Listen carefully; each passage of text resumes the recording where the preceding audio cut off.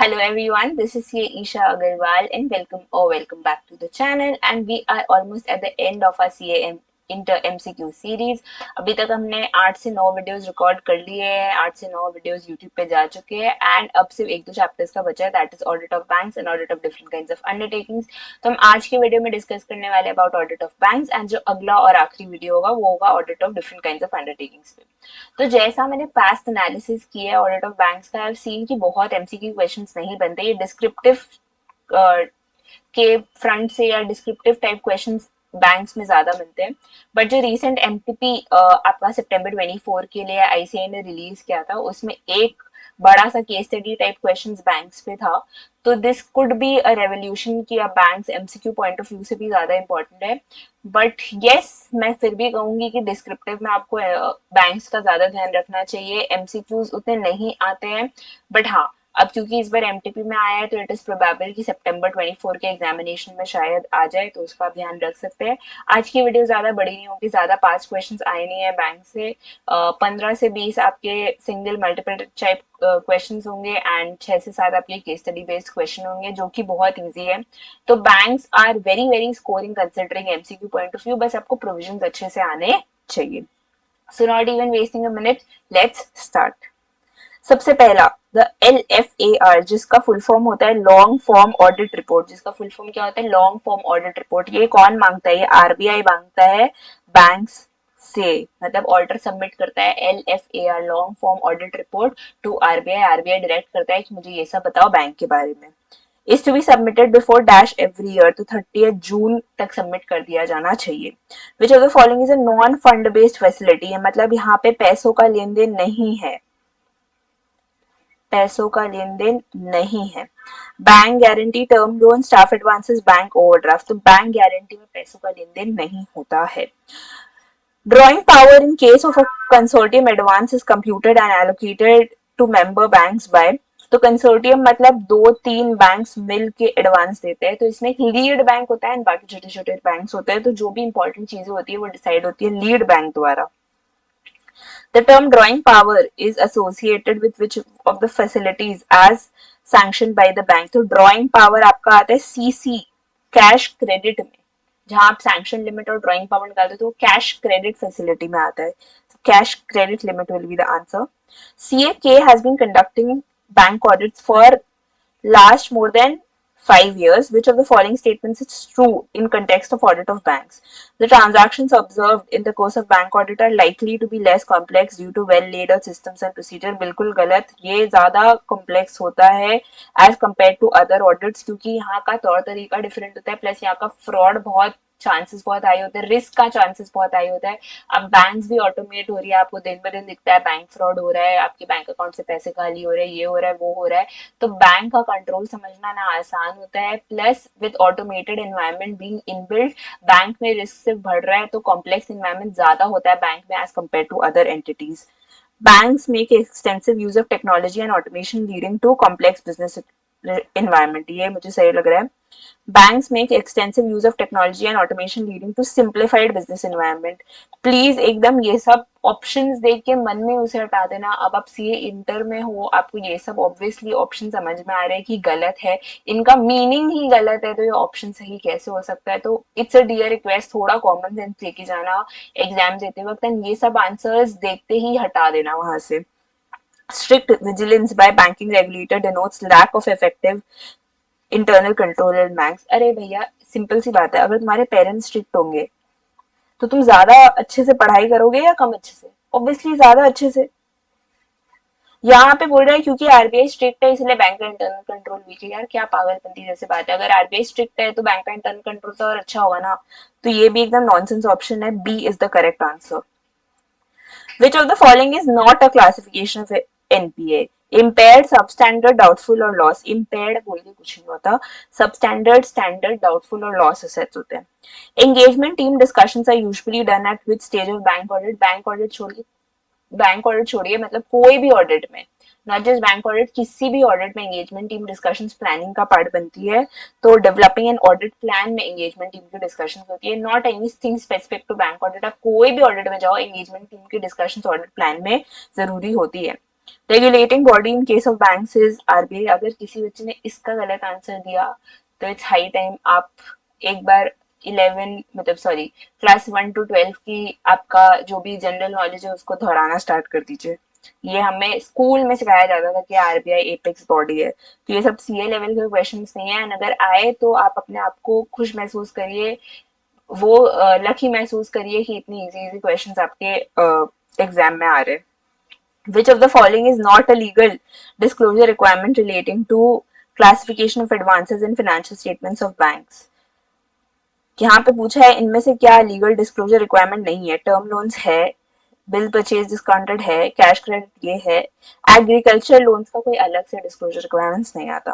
Which of the following statement is true regarding financial statements of the bank? Financial statements of a bank are prepared in accordance with third schedule the banking regulation act, correct. Schedule 3 में normal companies का balance sheet prepare होता है, bank का नहीं। RBI कुछ भी lay down नहीं करता। And comptroller and auditor general की तो कोई बात ही नहीं आती। कॉम्प्ट्रोलर एंड ऑडिटर जनरल कहाँ आता है ऑडिट में? गवर्नमेंट कंपनीज में। बैंक में कोई गवर्नमेंट नॉन गवर्नमेंट ऐसा कुछ स्पेसिफाइड नहीं है, तो यहाँ पे option will be A. Mr. Akash has availed a personal loan for his boutique of INR 5 lakhs and a vehicle loan to purchase an Activa scooter for rupees 60,000. He is regular in depositing EMI of the Activa loan but has not made any payments during the personal towards the personal loan due to low business during the year. In this case, which of the following facilities would be categorized as NPA? मैं आपको बता दूं कि किसी भी एक बंदे का जिसने पैसे लिए हैं बैंक से, अगर उसने 4 अकाउंट लिए, 5 अकाउंट, 4 टाइप की लोन, 5 टाइप के लोन, कोई भी लोन दिए हो, अगर उसका एक अकाउंट एनपीए मान हो गया तो उसका सारा अकाउंट एनपीए माना जाएगा। सपोज आई एम ईशा, मैंने H D F C bank से एक होम लोन लिया है, एक पर्सनल लोन लिया है एंड एक कार लोन लिया है। अब ये दोनों के पैसे तो मैं चुका रही हूँ पर कार लोन के नहीं चुका रही, तो अगर कार लोन एनपीए हो गया तो ये दोनों ऑटोमेटिकली एनपीए माने जाएंगे। कोई भी अगर लेंडर एक भी अकाउंट में डिफॉल्ट कर देता है तो उसका सारा अकाउंट ऑटोमेटिकली एनपीए माना जाता है। तो यहाँ पे एक्टिव और पर्सनल लोन दोनों को एनपीए माना जाएगा। A Limited has assigned a cash credit limit of 20 lakhs as against its book debts furnished as security. Which kind of security creation it is? तो इसको कहते हैं assignment. Which of the following is fund based advance? यानी कहाँ पैसा involve है? Term loans है, cash credit है, डिमांड लोन्स है, तो all of the above answer होगा। Which of the following is correct? Subsection 1 of Section 30 of Banking Regulation Act requires that the balance sheet and profit and loss of the company should be audited by a firm of chartered accountants only. नहीं गलत है, individual CA भी कर सकते हैं। अब बहुत बच्चे ये आंसर करके आएंगे कि उनको चार्टर्ड अकाउंटेंट दिख जाएगा, नहीं, बिल्कुल गलत है। सिर्फ फर्म नहीं कर सकता, इंडिविजुअल भी कर सकते हैं। Should be audited by a person duly qualified under law for the time being forced to be an auditor of the company is correct. CNAG alter only नहीं। अगेन अगेन मैं बोल रही हूँ ये सब गवर्नमेंट कंपनीज में आता है, बैंक में कोई गवर्नमेंट नॉन गवर्नमेंट कंपनीज का बात नहीं है। Should be audited by any person duly qualified under banking law, नहीं, बैंकिंग लॉ में कोई ऐसा स्पेसिफाइड नहीं है ये ऑल्टर वो ऑल्टर। कंपनी का जो ऑल्टर बन सकता है वही बैंक का ऑल्टर बन सकता है, तो option B is the correct answer. Which of the following is correct in case of bank? The policy of income recognition should be subjective. The policy of income recognition should be objective and based on the record of recovery rather than subjective considerations. ये correct है। Should be objective और subjective नहीं नहीं नहीं, ये सब नहीं होगा। वो आपको देखना होगा कि लोन की रिकवरी कैसी है, उसके बेसिस पे आप इनकम रिकग्निशन को देख सकते हो कि क्या आपको उसको अक्रूवल में करना है या उसको रियलाइजेशन बेसिस पे करना है। You are at the planning stage for one of your firm's client XYZ Bank for the year ended 31st March 2018. The bank is a commercial bank that provides a number of products and services to the general public and other segments of the economy in the area of South Bombay. You are assigned the audit of one of the branches of XYZ Bank.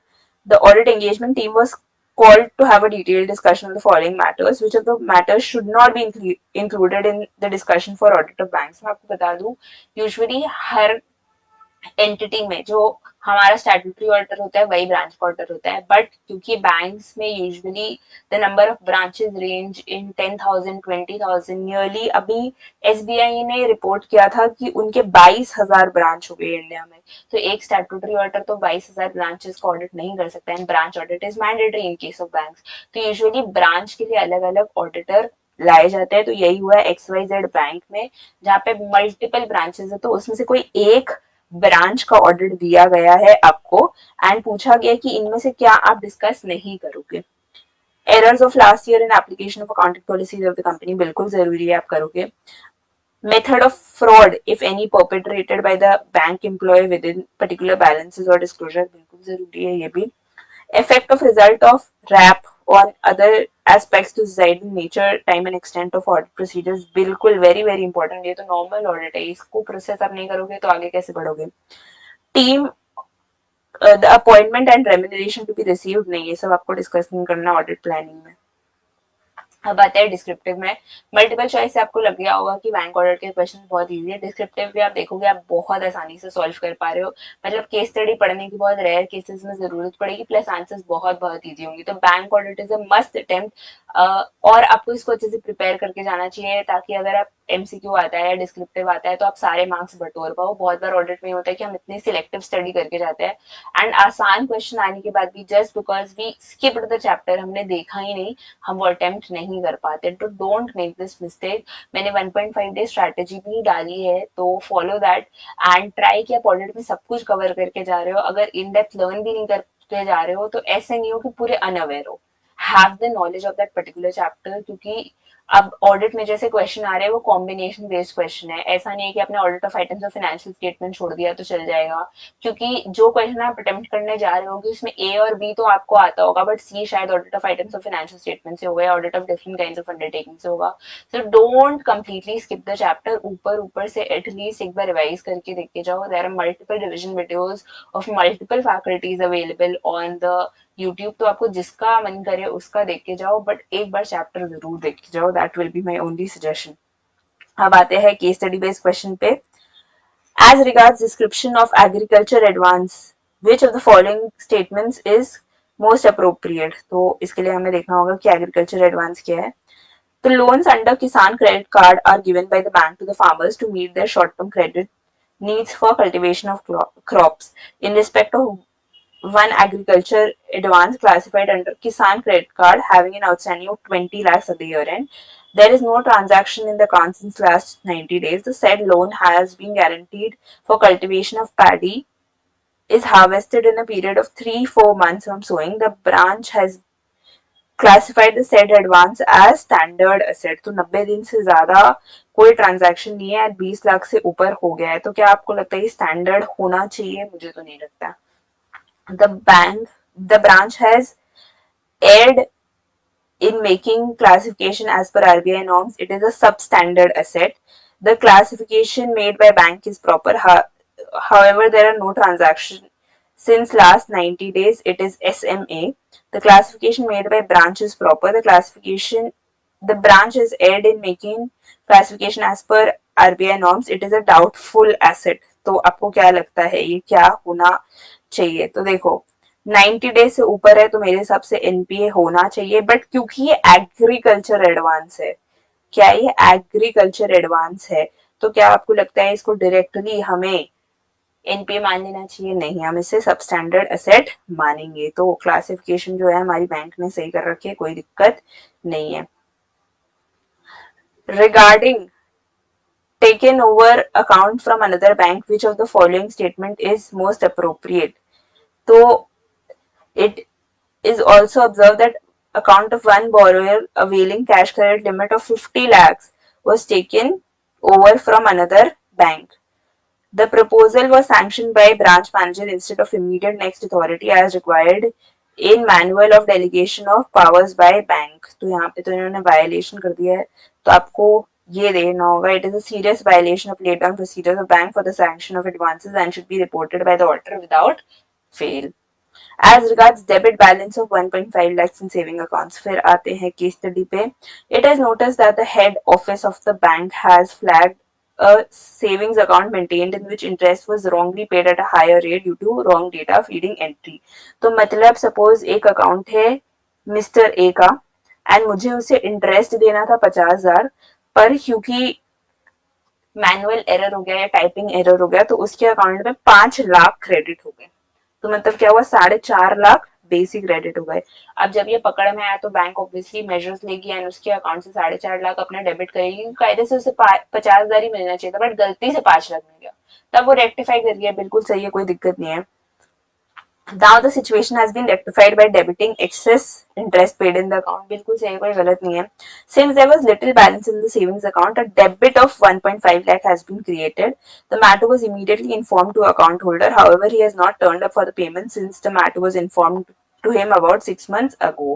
तो हुआ क्या है कि जब ये लोग 4.5 लाख या जो भी अमाउंट था उसको डेबिट करने गए तो उस बंदे के अकाउंट में डेफिसिट आ गया एंड 1.5 लाख पेबल दिखाने लग गया, मतलब उसको बैंक को 1.5 लाख रुपए पे करना है। एंड ये बात उन्होंने अकाउंट होल्डर को बताई, पर वो अब हो गया है लापता।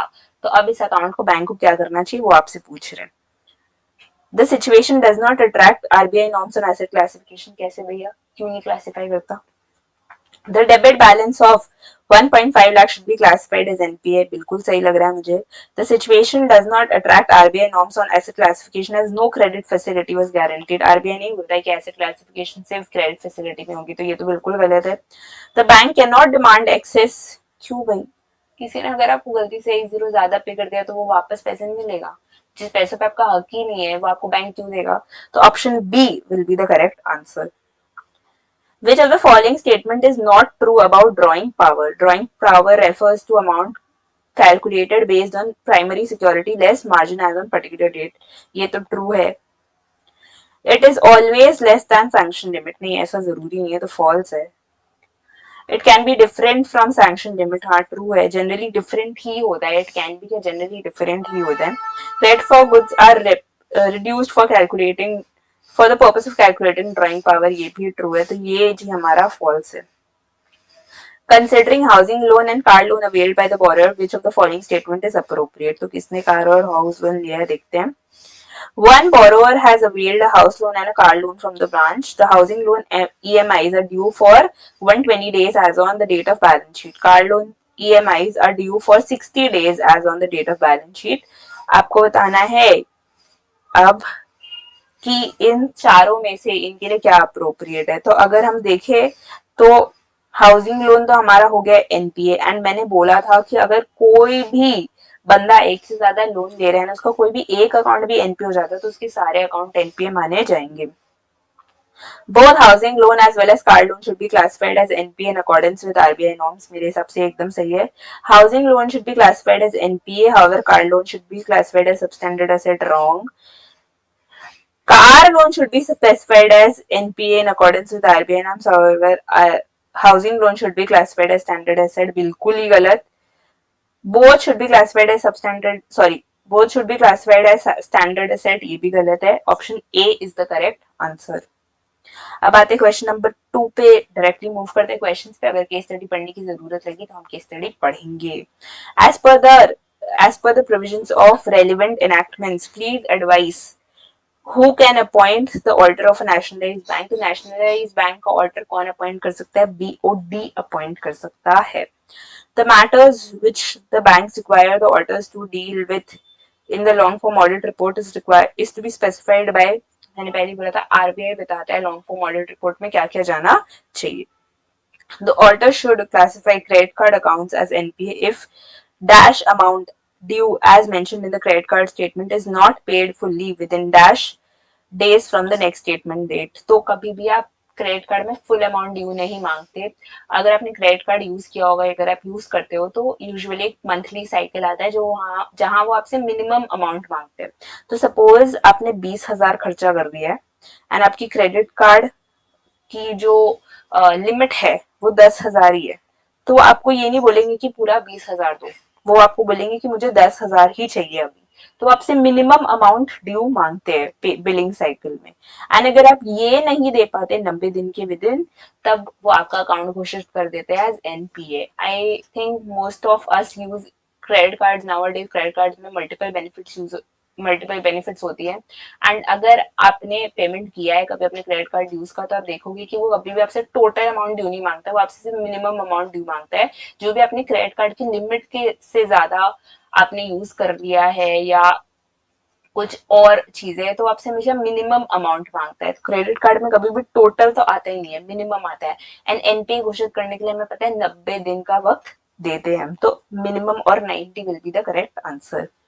An agricultural advance is classified as NPA if interest or principal is overdue for dash in case of short duration crops, or if interest or principal is overdue for dash in case of long duration crops.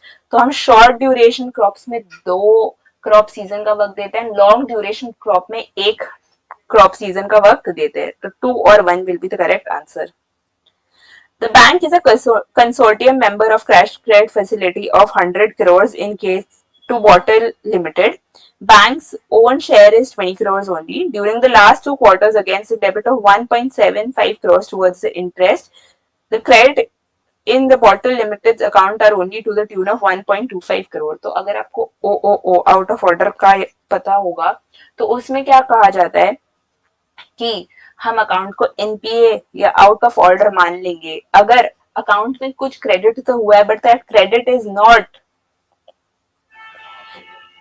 Enough to fulfil or pay interest, and this is for more than 90 days. और यहाँ पे हम जब 2 quarter की बात कर रहे हैं, तो 2 क्वार्टर में 1 क्वार्टर होता है आपके 3 महीने का, तो 2 क्वार्टर हो गया आपके 2 महीने, सॉरी 6 महीने का। तो 6 महीने से इन्होंने सिर्फ 1.25 डाला है, and that is not even equal to cover the interest. तो क्या ये अकाउंट माना जाएगा एनपीए? बिल्कुल माना जाएगा NPA. The auditors have classified the account as performing, बिल्कुल भी सही नहीं है, incorrect. The Bottle Limited is a non performing asset. अब आते हैं क्वेश्चन नंबर 3 पे। As per CA Raman's discussion with other partners of the firm, the professional remuneration as per assignment allotted in the above case is fixed by, पहले देख लेते हैं कौन सा बैंक है। PK and Associates, a 20-year-old CA firm, was duly appointed as statutory auditor of one of the major branches of KBC Limited, a nationalized bank. तो यहाँ पे आप देख रहे हो 2 महान चीजों का यूज किया गया है। पहले तो हमारी फेवरेट जो मूवी थी पीके, एंड हमारे फेवरेट अमिताभ बच्चन जी का जो शो आता है केबीसी। तो ये सबसे आपको भटकना नहीं है, नाम वाम होते रहेगा आराम से। केबीसी और पीके शो आप बाद में देख सकते हो। ये सब चीजें पे देख के 2 मिनट इधर उधर ऊपर नीचे देख के थोड़ा बात कर ले, ये सब नहीं करना है, भटकना नहीं है। आपको ऐसे भी पता है ऑडिट का एग्जाम हम कंप्लीट नहीं कर पाते, लास्ट तक लिखते रहते हैं लिखते रहते हैं लिखते रहते हैं, पेपर खत्म नहीं होता है। तो ये सब चीजों पे एकदम ध्यान नहीं देना है। चलो आ जाओ। नेशनलाइज्ड बैंक है, तो नेशनलाइज्ड बैंक में हमारा रेम्यूनरेशन कौन डिसाइड करता है? आरबीआई डिसाइड करता है in consultation with central government. The engagement team discussion as held by CA Raman are a part of which of the following phases of audit. तो ये क्वेश्चन हम ऊपर करके आ चुके हैं। ऑडिट प्लानिंग में एंगेजमेंट टीम का डिस्कशन होता है। Which of the following types of audit report do PK and Associates will have to issue to comply with the requirements as laid down by RBI circulars as narrated by CA Raman to the engagement team। तो जहां RBI का बात आए और जहां report का बात आए, तो समझ लेना कि वो बात करे LFAR long form audit report का। In the given case, what should be CA Raman's legal obligation and reporting requirement with respect to fraud noticed by the team? तो क्या फ्रॉड है देखते हैं, कहाँ है कहाँ है। अच्छा ये कुछ फ्रॉड लग रहा है। During the course of audit the audit team suspects a fraud having been committed in the bank branch involving an amount of 2.5 crore। जैसे ही फ्रॉड अमाउंट 1 करोड़ से ज्यादा एक्सीड करे, आपकी मन की घंटी बज जानी चाहिए कि यहाँ पे ADT 4 आएगा, एंड आपका सेक्शन 143 सब सेक्शन 12 अट्रैक्ट होगा, जहाँ पे बैंक को या जो हमारा ऑडिटर होता है बैंक का उसको बताना पड़ता है ये बात सेंट्रल गवर्नमेंट को। And they report the same to the bank's BOD but receive no reply against it from them and therefore proceed further as per the legal obligation as statutory auditor। तो सबसे पहले within 2 days आपको बताना पड़ता है as an auditor, पहले BOD या audit committee को उनके रिप्लाई का वेट करना पड़ता है। वो रिप्लाई का वेट आप कब तक करते हो? 45 डेज तक। रिप्लाई आ गया बढ़िया, नहीं आया तो वहां से 15 डेज में आप ये बात सेंट्रल गवर्नमेंट को बताते हो। तो रिप्लाई नहीं आया कोई दिक्कत नहीं है, बट आपको ये बात सेंट्रल गवर्नमेंट को तो बतानी पड़ेगी। Report the nature amount of parties involved in the fraud in his audit report। अगर ये 1 करोड़ से कम का फ्रॉड होता ना तब ये चीज होता, ask for matter to be disclosed in the board report by BOD, ये तो होगा ही. Forward the reply received from BOD, अरे reply तो आया ही नहीं. Forward his note, forward his report with a note to the central government stating non-receipt of any observations from BOD. हाँ ये सही है. The bank's major advances constitute a specific type of loan product. कौन सा advance contribute कर रहे हैं? They observe that more than 80% of the bank branches consist of gold loans. Gold loans का मतलब क्या होता है? गोल्ड लोन्स अगर लोग दे रहे हैं मतलब ज्यादा से ज्यादा प्लेज हो रहा है. Mister Verma loan account. Mister Verma कहाँ है? मिस्टर वर्मा अच्छा ठीक है यहाँ पे. One of the borrowers mister Rakesh Verma has availed a machinery loan from the bank but has not paid EMI since 100 days. मतलब 90 दिन से ज्यादा हो गया है, मतलब NPA attract हो गया है.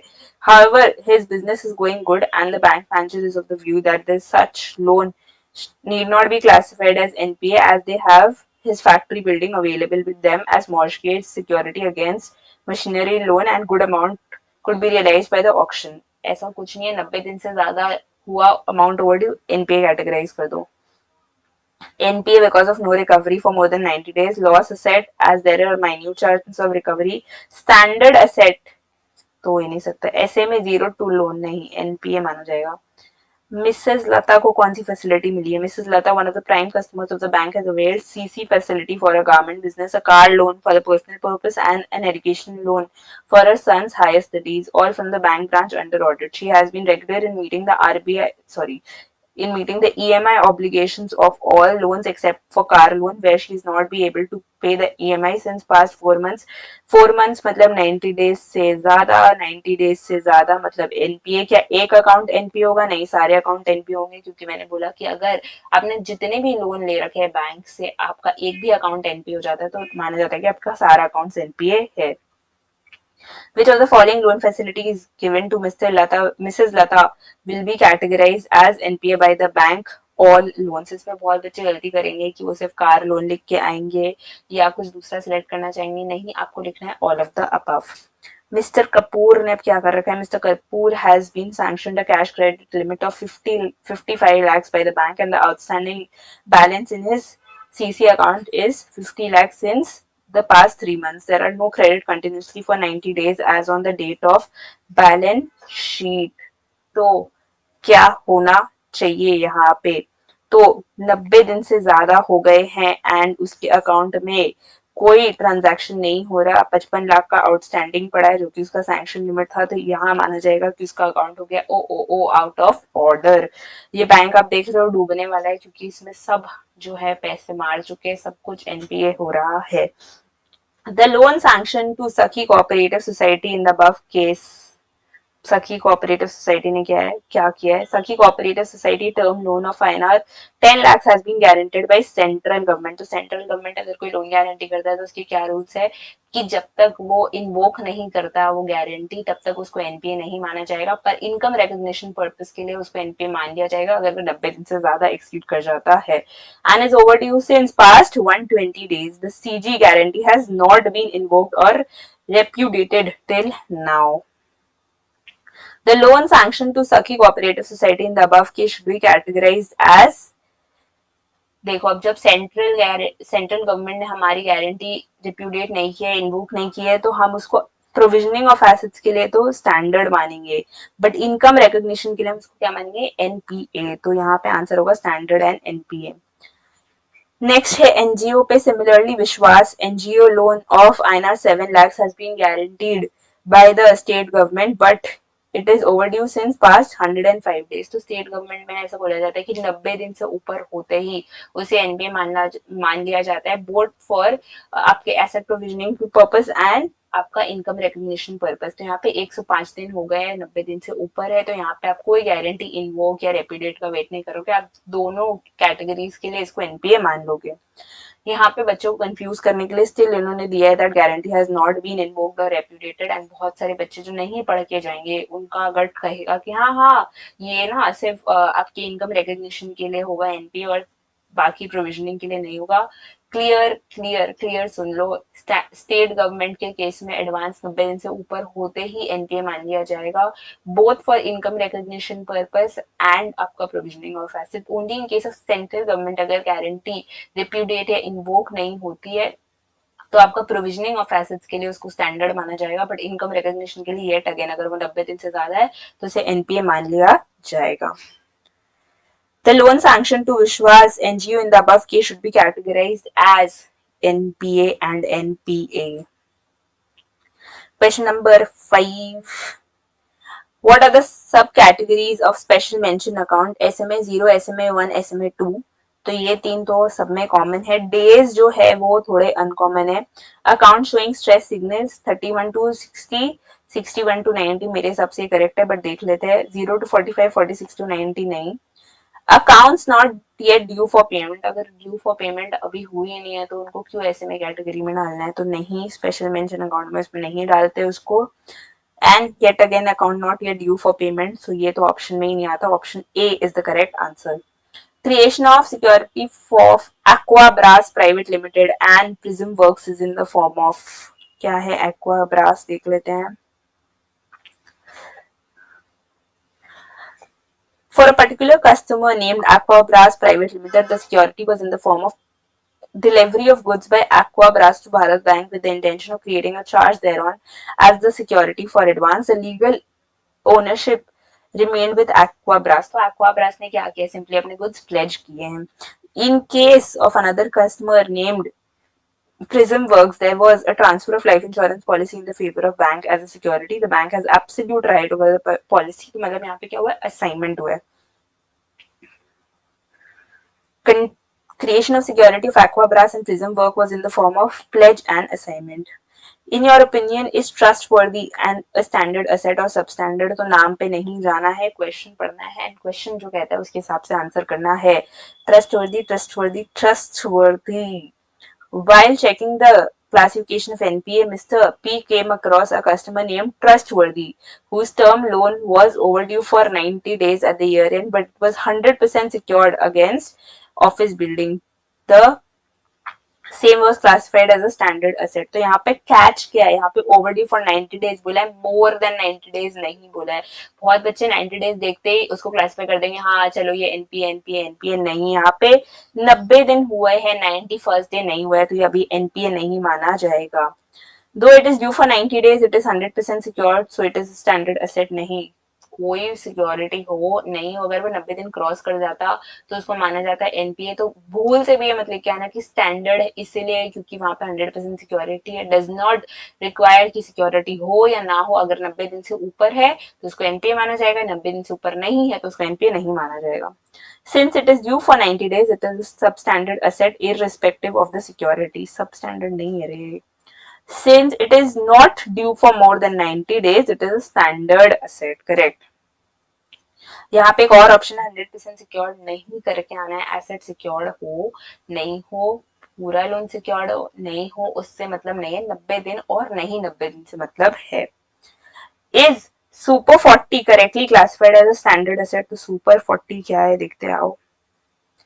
Super 40, there was another customer named Super 40 who had cash credit account and a term loan with bank. Super 40 has been paying installments on term loan as well as interest on cash credit account regularly, and there was no overdue account.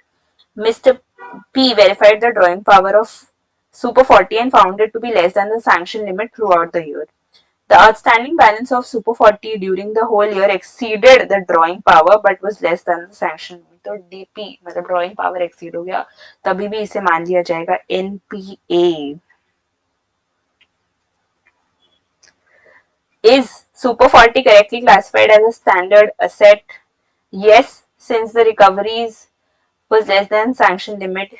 No, since the outstanding balance of cash rate limit exceeded the drawing power for more than 90 days. So both the advances, that is term loan and cash rate facility, will be classified as NPA. मुझे तो ये सही लग रहा है। Cash credit facility will be classified as NPA and term loan as standard. ऐसा नहीं हो सकता, एक भी कोई अकाउंट एनपीए तो मतलब सारा अकाउंट एनपीए माना जाएगा। Yes, since the recoveries in both term loan and cash credit were regular. There was no relevance of sanction limit and drawing power. इन्होंने कुछ नया ही ला दिया है तो उस सब पे नहीं जाना. Which of the following is a non-funded loan? मतलब यहाँ पे पैसा नहीं इन्वॉल्व है, डिमांड लोन में इन्वॉल्व होता है, बिल डिस्काउंट एंड परचेज में इन्वॉल्व होता है, पार्टिसिपेशन में भी इन्वॉल्व होता है, लेटर ऑफ क्रेडिट में नहीं होता है. Which of the following does not constitute other income in P&L of bank? Commission of bills send for collection होता है, लोन्स प्रोसेसिंग फीस होता है, क्रेडिट कार्ड फीस होता है, डिस्काउंट ऑन बिल परचेज नहीं होता है, वो एडजस्ट हो जाता है, आपको उसको अदर इनकम की तरह नहीं मानते. Identify what the engagement team is trying to do in respect of advances of the branch. Advances.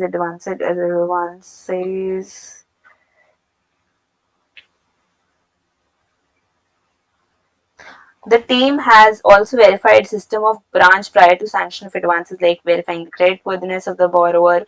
It has also verified whether there exists a system for bringing to notice to higher authorities accounts which exceed the sanction limit or drawing power. तो basically ये इसका IC यानी internal control verify कर रहे हैं. The engagement team is trying to evaluate internal control over advances. Considering state government guaranteed the advance of 20 crore and its NPA classification made by the branch, which of the following statement is most appropriate? During the course of audit, it was noticed that one advance consisting of term loan have an outstanding balance of 20 crores as on the balance sheet date has been guaranteed by Uttar Pradesh government. मतलब state government की guarantee है. State government में मैं क्या बोला था, 90 दिन से ऊपर जाते ही एनपीए मान लेना. यहाँ पे कोई गारंटी इनवोक का वेट नहीं करना. The interest of term loan has remained overdue for more than 90 days. The branch is classified advance as a non performing asset and has made applicable provision and reversed unrealised income. बिल्कुल सही है, हमारा branch सही काम कर रहा है वो. The branch has correctly classified account as NPA and has rightly made provision and reversal of unrealized income in this regard. Uttar Pradesh government guarantee has no effect on provisioning and income recognition. Correct. The branch has correctly classified account as NPA and has rightly made provision. However, the unrealized income should be reversed. Nahi. The branch should have classified account as substantial. Sorry. The branch should have classified account as standard asset. बिल्कुल भी नहीं.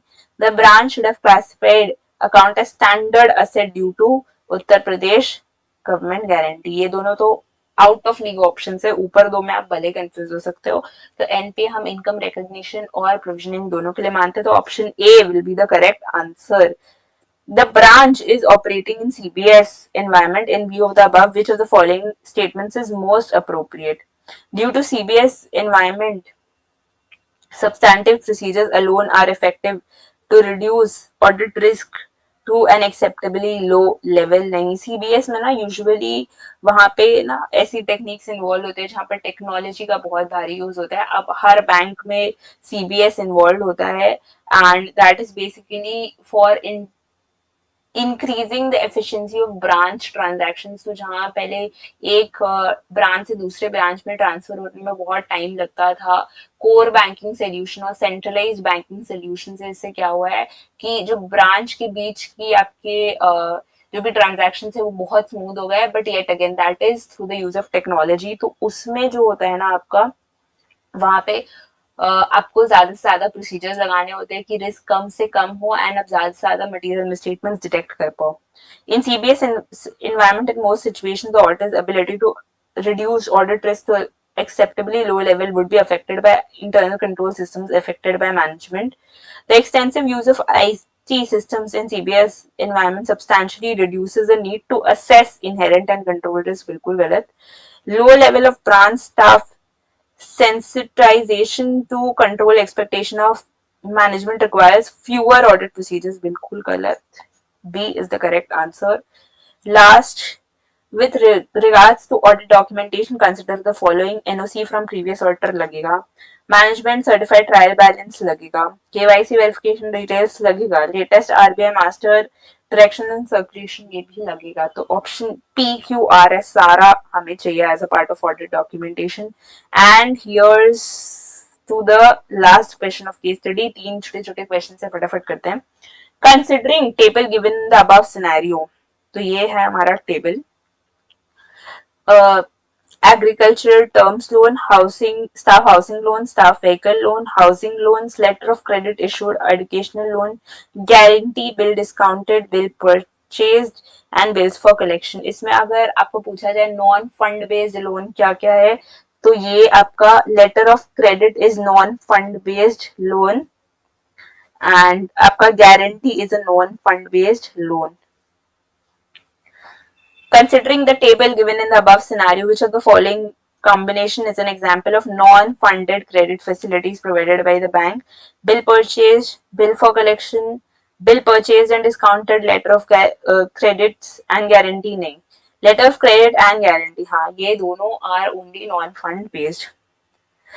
CAB's decision to perform both test of control as well as substantive test was taken after he has assessed the risk of material misstatement. तो जब वो assess कर रहा है risk of material misstatement, तब वो क्या कर रहा है, इससे 315 का यूज कर रहा है, assessing risk of material misstatement by identifying and understanding the environment. In financial statements to be higher due to large number of small ticket size loans.